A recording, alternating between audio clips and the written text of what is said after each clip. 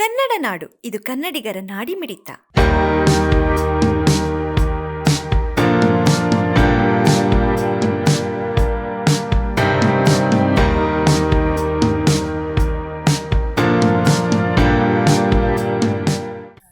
Dr. Namita Sugandhi from Hartwick College, Department of Anthropology. We have been doing the work at Tekkalkot since 2005.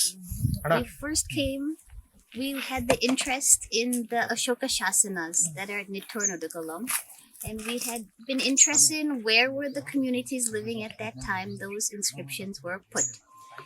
And we came to realize from our survey that this major occupation was here at Tekkalkot, even in the later times. This was known as a major Neolithic site since 1960s, when Dr. M.S. Nagaraja Rao had discovered this site and done some excavations here through Deccan College under the direction of H.D. Sankalia. And we returned for the excavations in 2019. At that time, we discovered much of this site has been disturbed, the later occupation at the base of the hills. So we did see that some areas still had the cultural remains. So we returned for the excavations this past July, and we have continued this winter. What we have found is that the prehistoric habitation is much larger than we originally thought. That in addition to at the top of the hills, there are some remains at the bottom of the hills as well. So not only Neolithic is there, but Iron Age is there, early historic is there, and also there is a very substantial medieval temple landscape here as well. So what we have come to realize is that Tekkalkot is a huge place. We do not just see around these hills and around the place itself, but we see all the way to the river, Jakaragudda, the areas in between Nittor, Udagalam. They're all filled with the megalithic activities, with the rock art, and petroglyphs are there, rock paintings are there, and we find the stone tools and the ancient ceramics everywhere. So we've come to realize that it is a very extensive landscape, and it is a very long-lived landscape. So for 5,000 years, people have been living here. And that is a very impressive feat in such a landscape. And not only were people living here, they were thriving here. So they were conducting the agriculture from the very early times. Then they were having the interaction with many of the outside cultures around South Asia. So certainly some crops are coming from north. Then some African crops are also found here. And that is showing the interaction with the outside areas.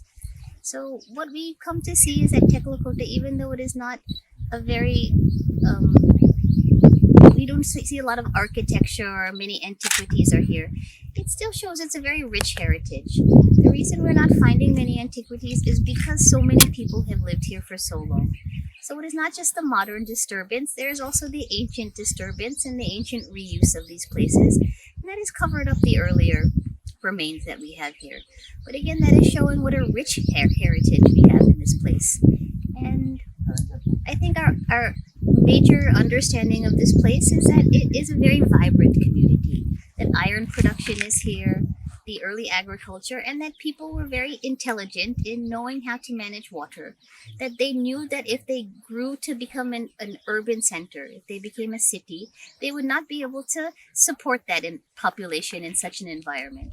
So they very deliberately, I think, stayed small scale, and only you see the multiple habitations across the area. And I think this full region would be like that. Now, if you look at the surrounding villages, many of them are having such remains. And it would be good if there was more exploration of these areas and continued scientific investigation of this region. Because I think we're seeing it's a very rich prehistory. And across India, we have many such cultures, prehistoric cultures. And all of them are having their own unique aspects. And they're all interacting with one another. We have that evidence for the trade. And some exchanges also there from the very early times. And though there was that exchange and that contact, every region is having its own unique sort of culture. And so that's also a very interesting thing to see. And I think, again, my hope is that it gets continued exploration and continued study in the future by the future archaeologists. Okay.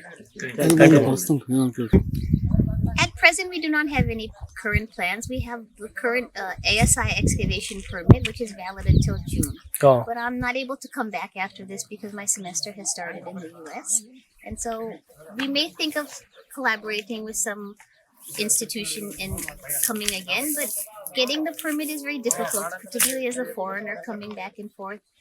It might be better if some local scholar were to pick up this work, and my hope is that some of my students that have come here over the years will have some plans to do some continued work here. So some of my students have been planning some projects based on the analysis of the materials we have recovered. And I'm also trying to show them many different areas so that they would be able to plan some future project and hopefully some future expeditions. It's very interesting because to me they seem very similar to the Neolithic skeletons, the burials that have been found on the top of the hill in the 1960s. Some other sites also like Watgal have some similar burials, and these are dated to Neolithic period, 5,000 to 3,000 years ago. Okay. But this is only hypothesis now. We cannot confirm that. Our hope is to do some radiocarbon dating, and that would confirm it. So based on the similarity of the skeleton, also seeing the geological deposit that is here and how it is formed around the bones, that is the basis of our guess that this is an early burial. But until we confirm that with the radiocarbon dating, there's no way to know for sure. Okay. When the body has been kept somehow and the flesh has come off, and then the bones are gathered together and kept in some urn or kept in some pot for burial. So we have an example of that on the other side of this site, where we have a number of urn burials. And then in between these urn burials, we may have one habitation. So this we think may be dated to the Iron Age because we are finding many pieces of iron. And we see many pieces of iron across this site on the base of the hills, not on the tops of the hills. Okay. And that tells us that at some point in time, the people at Tekkalkot, they were making a lot of iron. They were engaged in the iron production from a very early period. And it will intensify and pick up the scale, I think, over the centuries. And South India is very well known for having the early iron production and the very good steel production as well in the medieval times. So we're seeing that process is developing here as well. Where the people from Neolithic period has come from, that is also difficult to say. My feeling is that some pre-Neolithic habitation or activity is here in this area. Maybe at the Chitradurga, Shantawar, these areas in between Tekkalkot and river. We are not very far from Karnool and Isampur, these areas that are having the Paleolithic remains. So it is possible that some groups were coming to this area from that region. Otherwise, maybe from north, they may have been coming and bringing the goat pastoralism with them and possibly meeting in this place. But I think additional studies and scientific work would have to be done to study that. Okay. The ash mound that we have at Chitradurga is like many of the ash mounds in this region. That it is still an enigma to the archaeologists why the people are making these monuments. But what it shows to me is that monumental activity, we would have the ash mound, the rock paintings are there, those musical stones, ringing rocks are there. Then we also have the megaliths in later in time, and then we would have temples.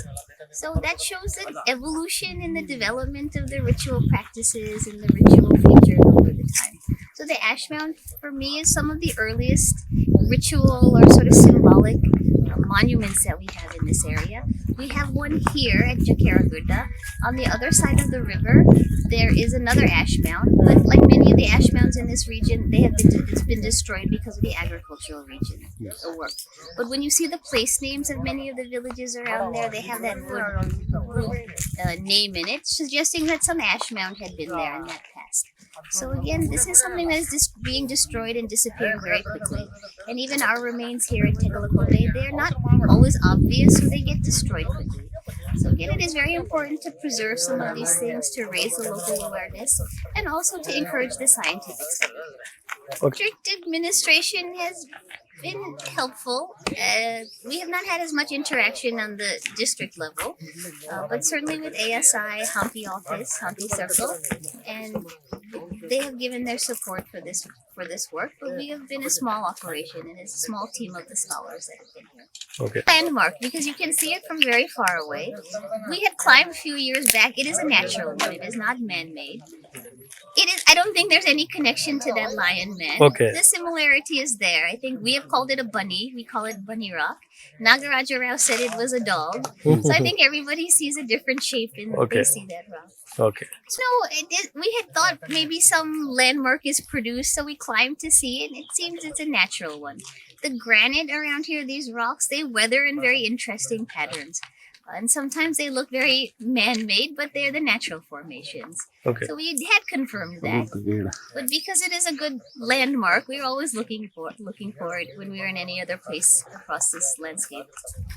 Subscribe ಮಾಡಿಕೊಳ್ಳಲು ಕೂಡಲೇ ಪಕ್ಕದಲ್ಲಿ ಕಾಣುವ bell icon click ಮಾಡಿ notification ಪಡೆಯಿರಿ.